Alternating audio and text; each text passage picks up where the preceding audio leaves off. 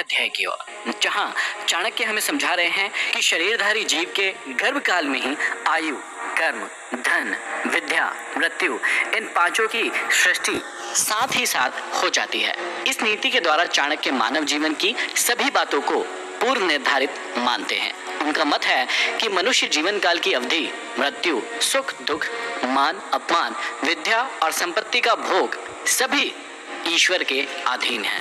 बिना उसकी मर्जी के पत्ता तक नहीं हिलता। अतः सब कुछ उस पर छोड़कर मनुष्य को अपने कर्म पर ध्यान देना चाहिए। आगे चाणक्य समझाते हैं कि साधु महात्माओं के सत्संग से पुत्र, मित्र, बंधु और जो अनुराग करते हैं वे संसार के चक्र से छूट जाते हैं और उनके कुल धर्म से उनका कुल उज्जवल हो जाता है। भाव यह है कि जिस कुल में साधु महात्मा जैसा कोई पुत्र उत्पन्न हो जाता है, उसके सत्संग से बाकी सभी लोगों का भी सांसारिक परिष्कार हो जाता है। आगे समझाते हैं कि जिस प्रकार मछली देखरेख से, कछुई चिड़िया स्पर्श से सदैव अपने बच्चों का लालन पोषण करती है, वैसे ही अच्छे लोगों के साथ से सर्व प्रकार से रक्षा होती है। यहाँ चाणक्य जोर देते हैं और कहते हैं कि अच्छे लोगों का साथ होने पर किसी भी प्रकार की हानि नहीं होती है।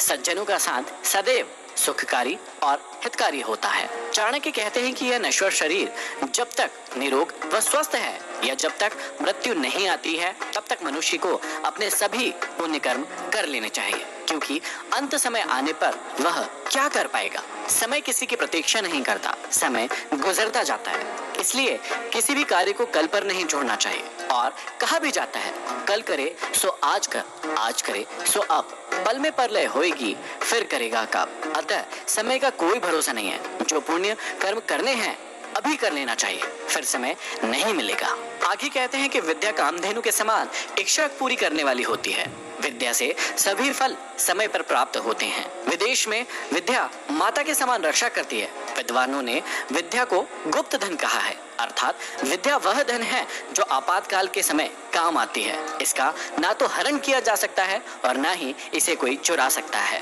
विद्या सभी प्रकार से सुरक्षित और समय पड़ने पर रक्षा करने वाली है। इसे जितना दिया जाता है यह उतनी ही बढ़ती जाती है। आगे श्री चाणक्य एक बहुत ही कटु बात कहते हैं। वे कहते हैं कि बहुत बड़ी आयु वाले मूर्ख पुत्र की अपेक्षा पैदा होते ही जो मर गया वह अच्छा है, क्योंकि मरा हुआ पुत्र कुछ देर के लिए कष्ट देता है, परंतु मूर्ख पुत्र जीवन भर जलाता है।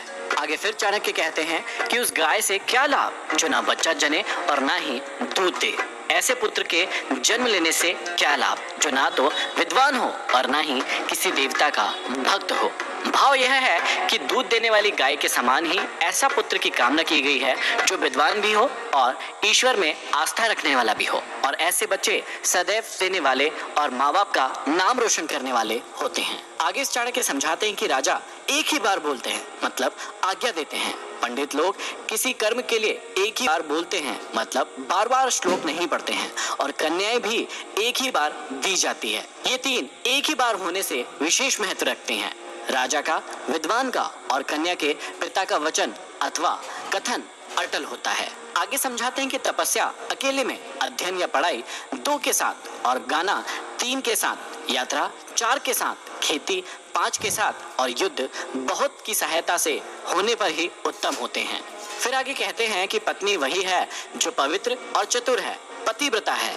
पत्नी वही है जिस पर पति का प्रेम है। पत्नी वही है जो सदैव सत्य बोलती है। आगे समझाते हैं कि बार बार अभ्यास ना करने पर विद्या विष बन जाती है।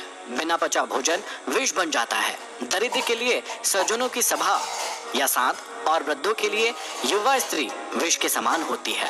अभ्यास से ही शिक्षा अथवा विद्या का विकास होता है। जो भोजन पचता नहीं है वह शरीर पर कुप्रभाव डालता है। एक दरिद्र परिजन अपने ही लोगों को विष के समान दिखलाई पड़ता है। उन्हें वह भार स्वरूप दिखाई देने लगता है। यदि किसी वृद्ध को युवा स्त्री मिल जाए तो वह उसे संतुष्ट न करने की स्थिति में जहर दिखाई देने लगती है। प्रत्येक वस्तु का अपना उचित स्थान और महत्व होता है। आगे कहते हैं कि दयाहीन धर्म को छोड़ दो, विद्या विहीन गुरु को छोड़ दो, झगड़ालू और क्रोधी स्त्री को छोड़ दो और स्नेह विहीन बंधु बांधवों को छोड़ दो। भाव यह है कि ऐसे धर्म को कभी नहीं अपनाना चाहिए जिसमें प्राणी मात्र के लिए दया भाव ना हो। ऐसे गुरु को नहीं अपनाना चाहिए जिसमें विद्वता या ज्ञान न हो। ऐसी पत्नी को कभी स्वीकार नहीं करना चाहिए जो क्रोधी स्वभाव की और कलह करने वाली हो। साथ ही ऐसे परिजनों से संबंध नहीं रखना चाहिए जो सुख दुख में काम ना आए। बहुत ज्यादा पैदल चलना मनुष्य को बुढ़ापा ला देता है। घोड़ों को एक ही स्थान पर बांधे रखना और स्त्रियों के साथ पुरुष का समागम न होना और वस्त्रों को लगातार धूप में डालने से उनका बुढ़ापा आ जाता है। बुद्धिमान व्यक्ति को बार बार यह सोचना चाहिए कि हमारे मित्र कितने हैं, हमारा समय कैसा है, अच्छा है या फिर बुरा है। यदि बुरा है तो उसे अच्छा कैसे बनाएं, हमारा निवास स्थल कैसा है, हमारी आय कितनी है और व्यय कितना है, मैं अथवा शरीर स्वाधीन हूँ अथवा पराधीन तथा मेरी शक्ति कितनी है। आगे चाणक्य कहते हैं कि पत्नी गुरु की स्त्री, मित्र की पत्नी, पत्नी की माता अर्थात सास और अपनी जननी, ये 5 माताएं मानी गई हैं। इनके साथ हमेशा माँ का व्यवहार करना चाहिए। यदि आप इन सभी बातों का ध्यान रखेंगे तो अपने जीवन में सफलता के मार्ग पर आगे बढ़ते चले जाएंगे। आप सुन रहे थे संपूर्ण चाणक्य नीति का